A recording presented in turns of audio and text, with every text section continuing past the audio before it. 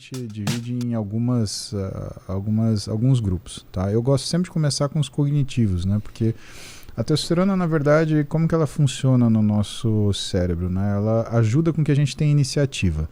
Então, ela suprime o seu núcleo ventromedial do córtex pré-frontal e ela estimula o que é a sua amígdala. E ela estimula a sua amígdala também aumentando o que é a percepção de beta-endorfina num lugar que chama núcleo accumbente, fazendo você ter uma maior percepção de recompensa.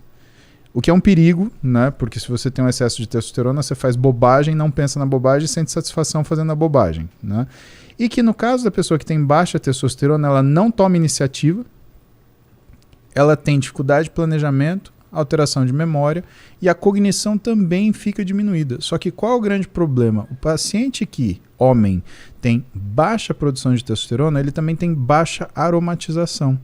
E se por um lado a testosterona ela tem esse papel da iniciativa, o estradiol que a gente produz a partir dela, e para o homem o estradiol ele é muito precioso porque a gente produz pouco, é o que traz a saúde de sinapse, é o responsável pela nossa cognição. Então, isso é a parte do sistema nervoso central da testosterona, né? Então, quando você fala, mas e a libido?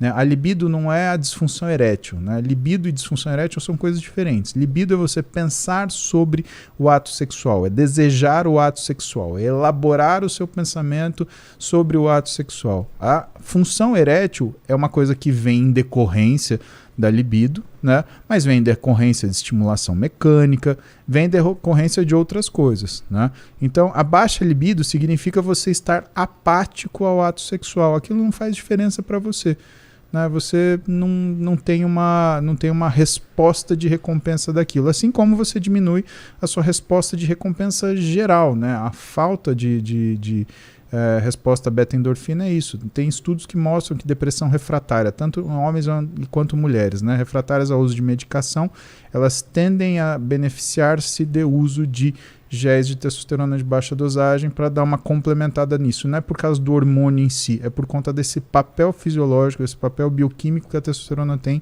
em resposta da função da beta-endorfina. O contrário também é verdadeiro. Tem um estudo que saiu na Drug and Alcohol, que é sobre o uso de testosterona, retirada dela, né? Então, o que o pesquisador fez? Ele deu testosterona, mediu o que era a resposta beta-endorfina.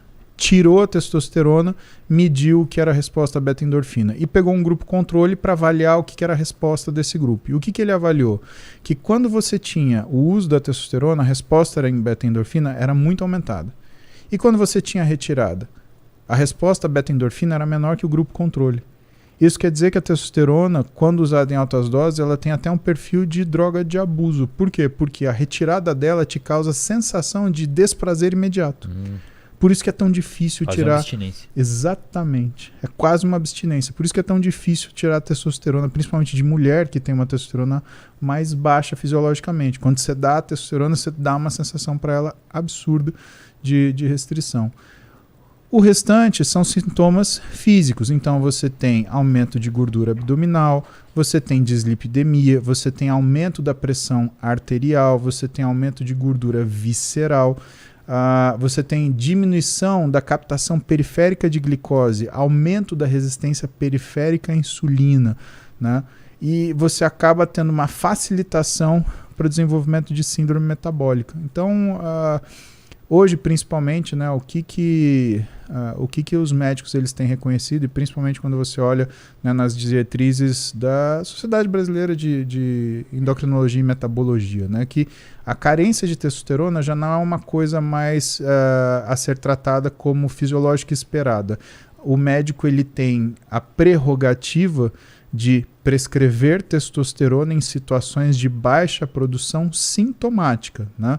Porque isso é outro papo. Às vezes você pega um paciente lá que tem 380 de testosterona e você fala, mas essa testosterona é baixa.